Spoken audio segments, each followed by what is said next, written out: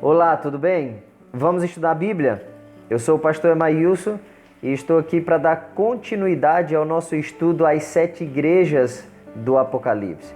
Ontem nós estudamos o capítulo 1, onde fizemos uma introdução geral às 7 igrejas, mostrando a visão que João teve de Jesus glorificado, com algumas de suas características, onde essas características eram uma resposta à necessidade de cada igreja, ao problema, à dificuldade de cada igreja. Mas antes de entrarmos na primeira igreja, que é o nosso estudo de hoje, a igreja de Éfeso, nós queremos estender o nosso abraço a todos os nossos ouvintes, você que está dedicando um tempinho durante esse momento que nós estamos ficando em casa a meditar na palavra de Deus. Quero estender o meu abraço mais uma vez à minha família, aos amigos, ao nosso polo aqui de Bacabeira, ao distrito de Santa Rita, através aí do pastor Raidon. Que Deus continue a derramar as bênçãos dele sobre a nossa vida. E eu gostaria, antes de começarmos a ler a Bíblia, fazer uma oração, pedindo sabedoria para que Deus abra a nossa mente e coloque o entendimento desse estudo na nossa mente, e assim a gente vem aprender mais da palavra de Deus. Vamos orar? Santo Deus e eterno Pai, nós te agradecemos mais uma vez pela vida. Continue a cuidar de nós, a dirigir os nossos passos. Abra a nossa mente, o nosso coração, para que nós venhamos a compreender a Tua palavra. Nós oramos agradecidos no nome de Jesus. Amém. Hoje, então, nós vamos estudar um pouquinho sobre a igreja de Éfeso, que é a primeira igreja depois do estudo de ontem do capítulo 1. O capítulo 2 e o capítulo 3 vai trazer a mensagem que João recebeu de Jesus a cada igreja. E o capítulo 2 de Apocalipse, do verso 1 até o 7, traz a mensagem que João apresenta à igreja de Éfeso. Então vamos ler? A Bíblia diz assim: ao anjo da igreja em Éfeso escreve: estas coisas diz aquele que conserva na mão direita as 7 estrelas e que anda no meio dos 7 candeeiros de ouro.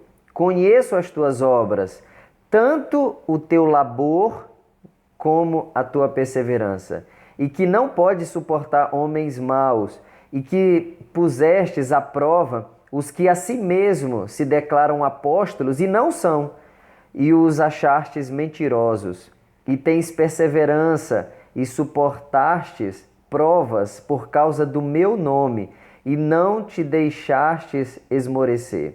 Verso 4. Tenho, porém, contra ti que abandonastes o teu primeiro amor.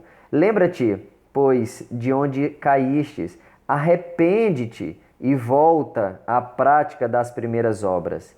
E se não, venho a ti e moverei do seu lugar o teu candeeiro, caso não te arrependas.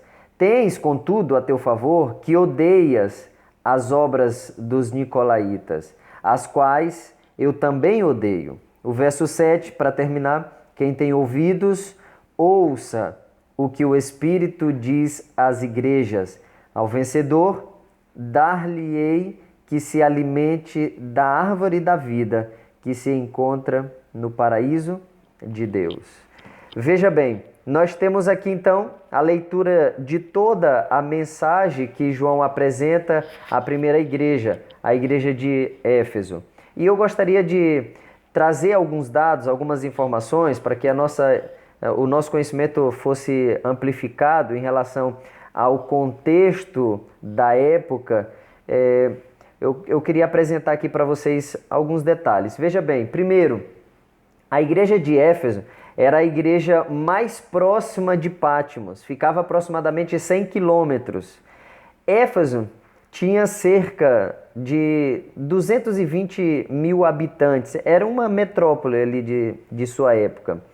Éfeso também era uma cidade onde tinha um grande comércio, um centro comercial grandioso. Era uma cidade rica, que passava por ali muitos mercadores, né? A cidade de Éfeso também, outro detalhe relevante para a gente ver a importância dessa cidade, Éfeso tinha a maior biblioteca depois da de Alexandria.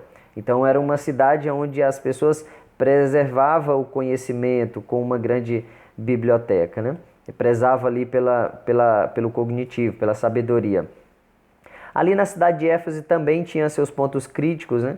Segundo Atos 19, 27, nós podemos perceber que ali estava a deusa Diana, Artemis, que foi destruída e reconstruída por 7 vezes. Então são informações que nos ajudam a entender a importância, a grandiosidade, o dinheiro que era movimentado naquela cidade. Era a cidade mais próxima da ilha de Patmos, onde João estava preso.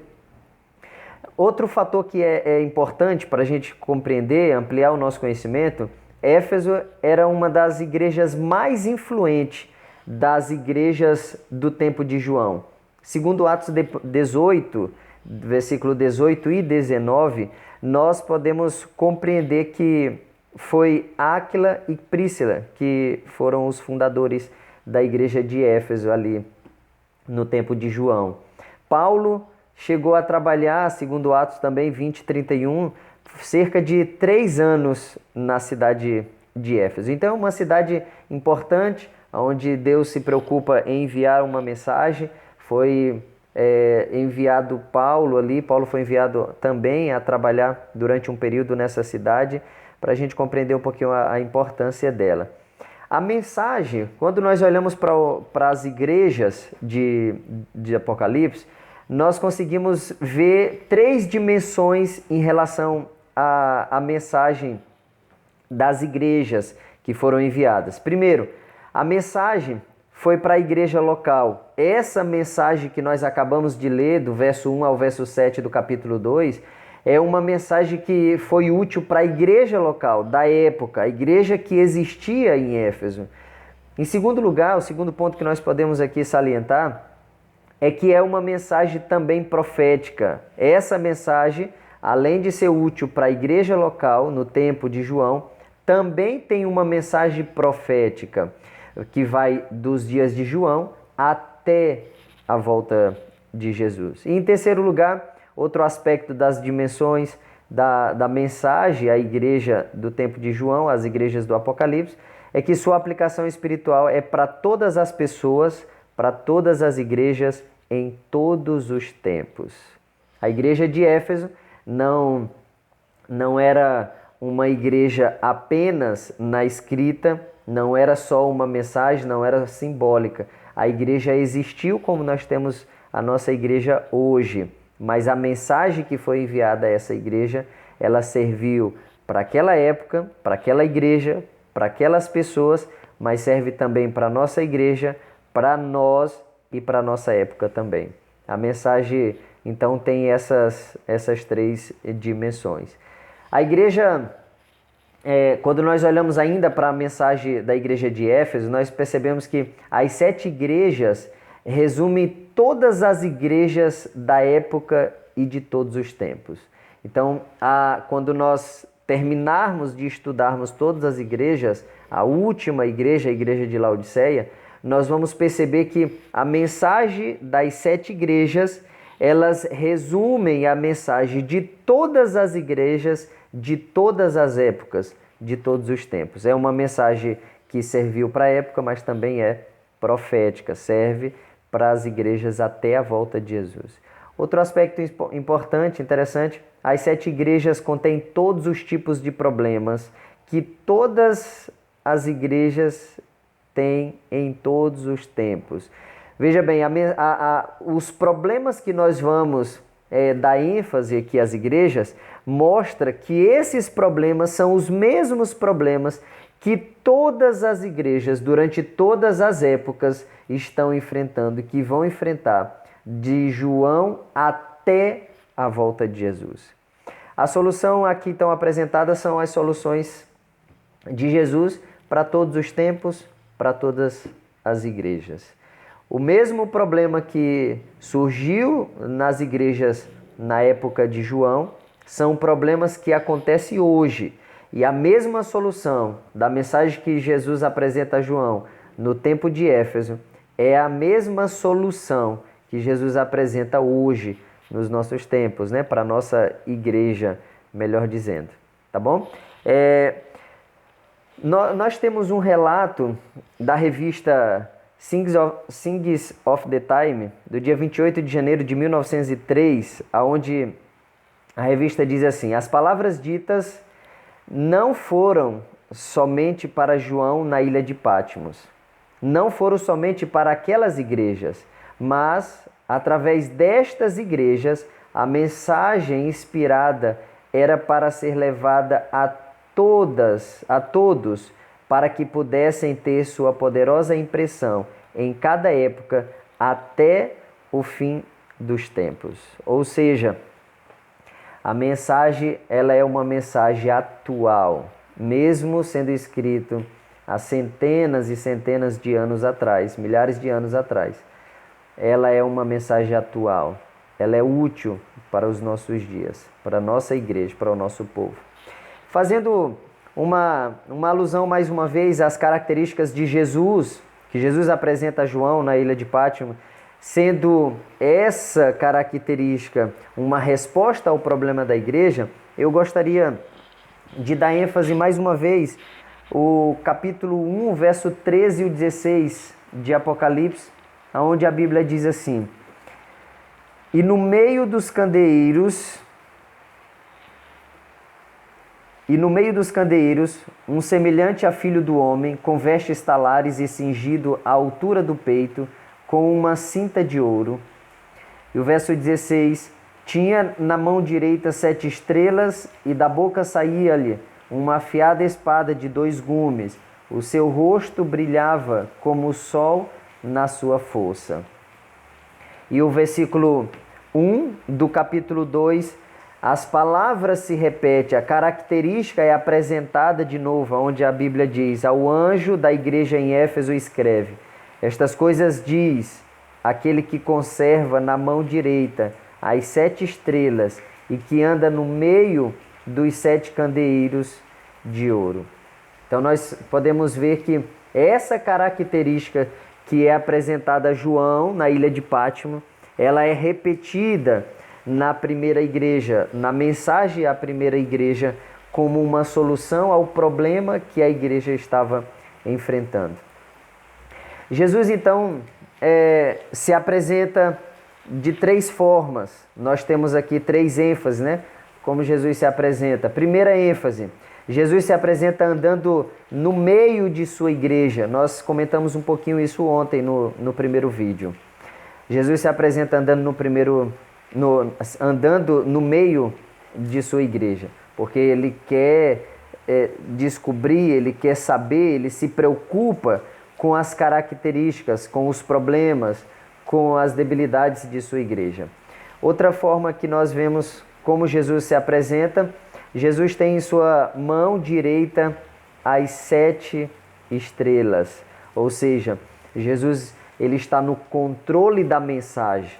A mensagem que Jesus envia à igreja é a solução, é a mensagem que vai resolver ou vai dar esperança por causa dos problemas que a igreja está enfrentando. O terceiro aspecto aqui de como Jesus se apresenta: Jesus tem em sua boca uma espada de 2 gumes. Então veja só, em primeiro lugar, nós encontramos um Jesus que anda no meio da sua igreja. Segundo, nós encontramos um Jesus que traz a mensagem em sua mão. E em terceiro lugar, nós encontramos então um Jesus que tem a verdade, a palavra de Deus que sai da sua boca. Essas são as características que Jesus apresenta, que nós vamos ver exatamente elas como solução para os problemas da igreja de Éfeso.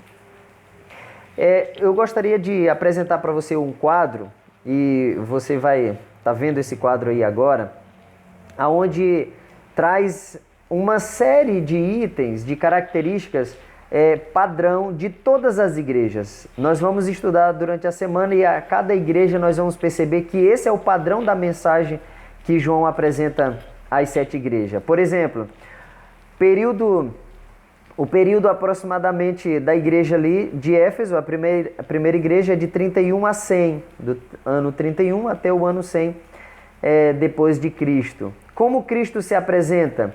Segurando as 7 estrelas, andando entre os candelabros. E, em terceiro lugar, com a espada afiada de 2 gumes. Foi o verso que nós lemos. Jesus ele faz um elogio, nós já lemos todo o texto. Jesus faz um elogio à igreja. Eles odiavam os nicolaítas. Nós vamos estudar um pouquinho, dar ênfase ainda quem são essas pessoas, o que eles trazem, qual é a mensagem. Então, o elogio de Jesus é que eles odiavam essas pessoas, ou a mensagem que elas defendiam, né? Jesus também faz uma reprovação à igreja de Éfeso, onde eles abandonaram o primeiro amor. Jesus dá um conselho a esta igreja: arrepende-se. O conselho de Jesus a essa igreja foi: arrepende-se, arrependam-se. E Jesus faz uma advertência: removerei o seu lugar. Se vocês não se arrependerem, eu removerei o lugar de vocês. E por último, Jesus faz uma promessa: ao vencedor, esse vencedor, ao que vencer, Jesus promete então ter direito a alimentar-se do fruto da árvore da vida.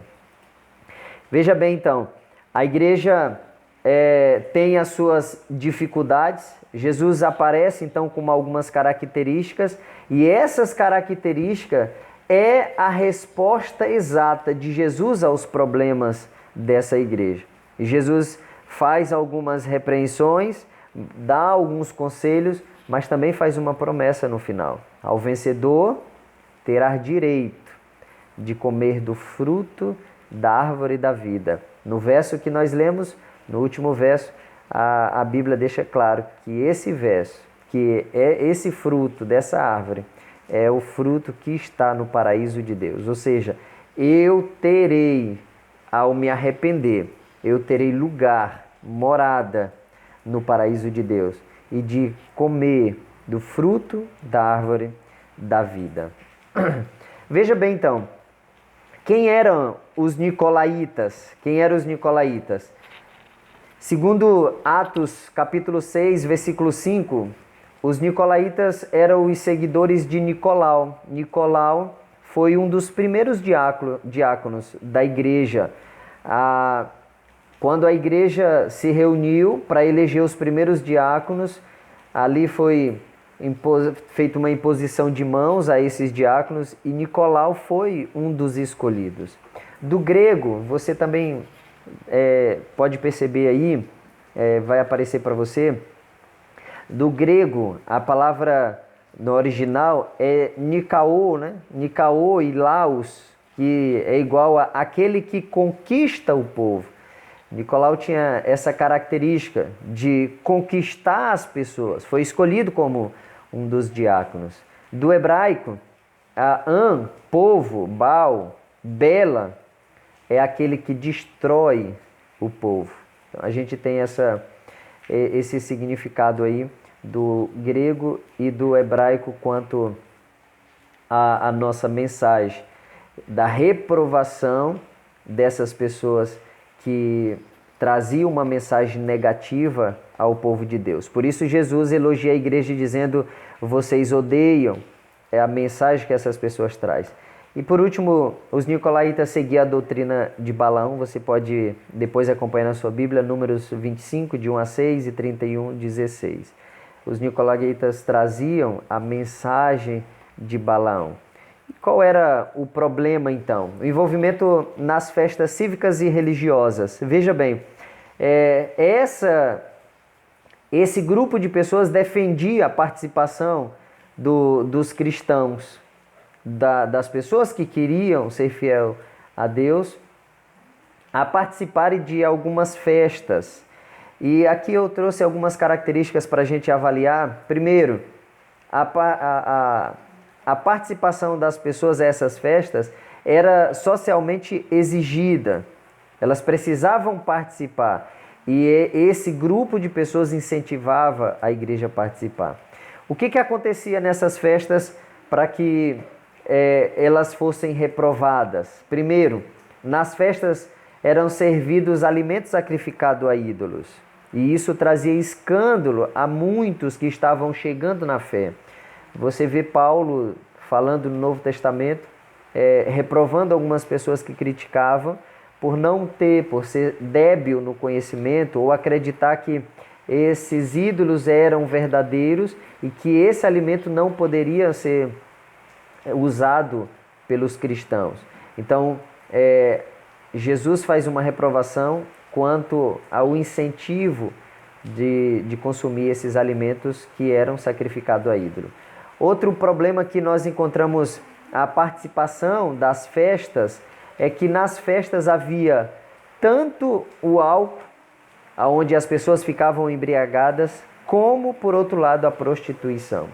Nós podemos perceber que, por isso, eram reprovados aqueles que participavam dessas festas, do incentivo desse grupo de pessoas, porque era uma festa que tinha carne sacrificada a ídolos, que tinha bebidas alcoólicas e que também tinha prostituição.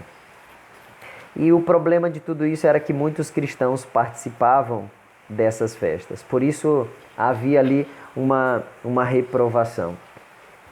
3 ênfases que Jesus dá a essas pessoas. Primeiro, a reprovação de Jesus, e aqui eu quero entrar no final da nossa mensagem. É verdade que nós apresentamos várias características, muitas informações em relação a essa primeira igreja, mas eu gostaria de entrar aqui para o final dessa mensagem salientando 3 pontos. Em primeiro lugar, a reprovação de Jesus.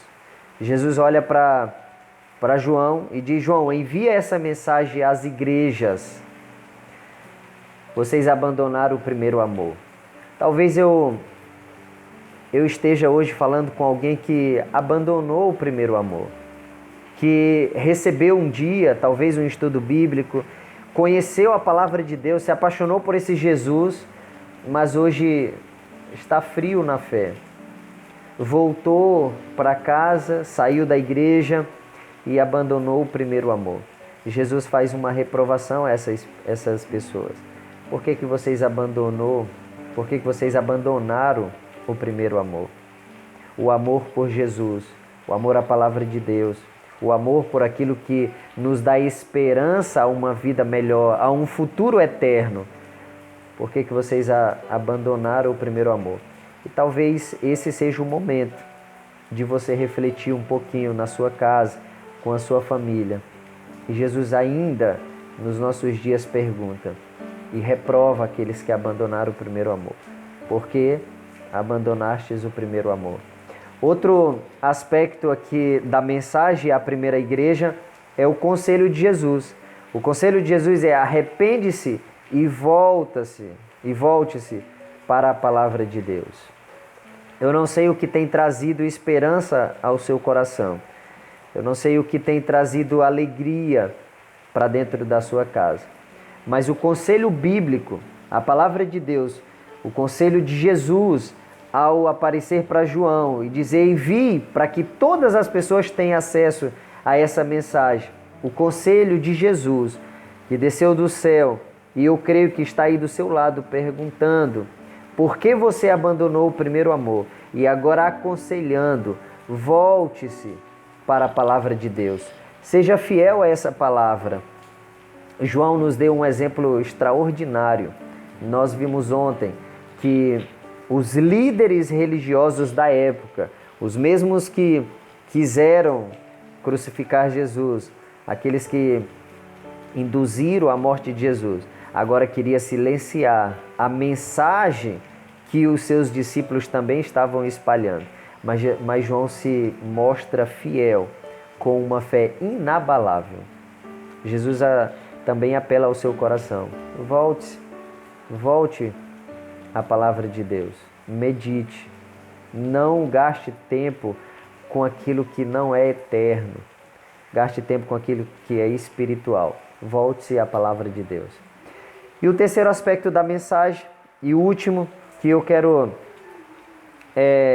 salientar da palavra de Deus é a promessa ao vencedor. E esse texto nós podemos ler, quero dar ênfase aqui ao versículo 7, a Bíblia diz: quem tem ouvidos, ouça o que o Espírito diz às igrejas. Ao vencedor, dar-lhe-ei que se alimente da árvore da vida que se encontra no paraíso de Deus.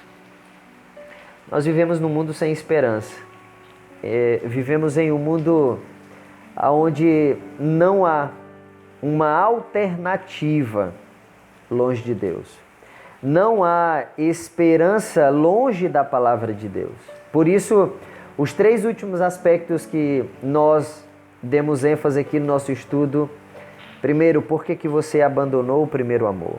Segundo, o conselho de Jesus: arrepende-se e volte para os braços de Jesus. Coloque o seu coração nas mãos de Deus. Coloque a sua família aos pés de Jesus. E baseie as normas de vida, da sua vida, da vida da sua família, na palavra de Deus. Porque a promessa que Jesus faz a esta igreja e às demais igrejas, inclusive da minha e da sua igreja, Jesus diz ao vencedor.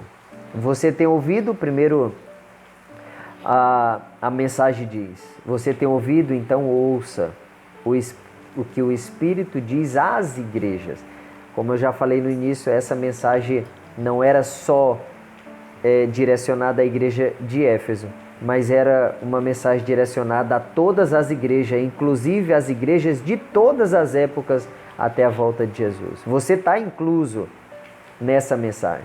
A mensagem é relevante ao seu coração.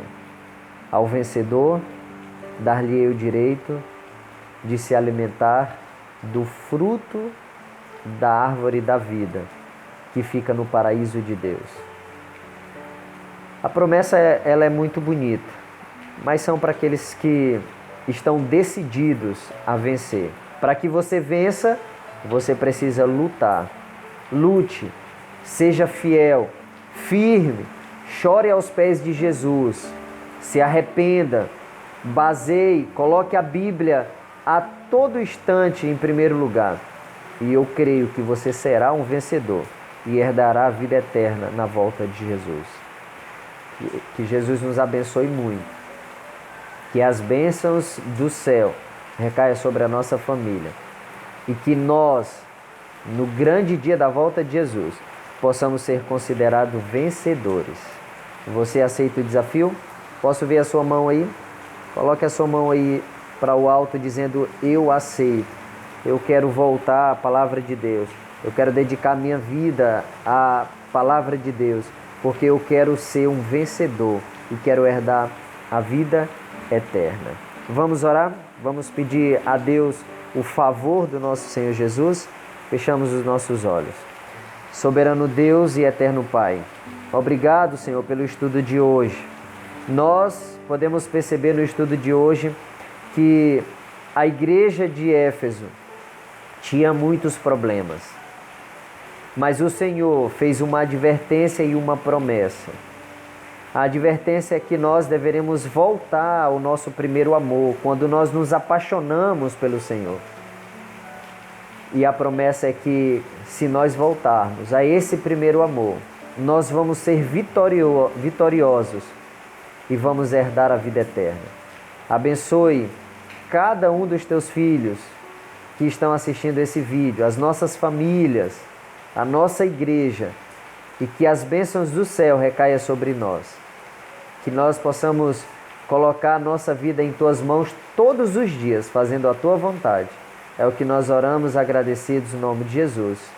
Amém, Senhor. Amém. Muito obrigado mais uma vez por você estar conectado com a gente. Não esqueça, continue conectado com o céu e eu espero você amanhã para darmos continuidade ao nosso estudo. Um abraço e fica com Deus.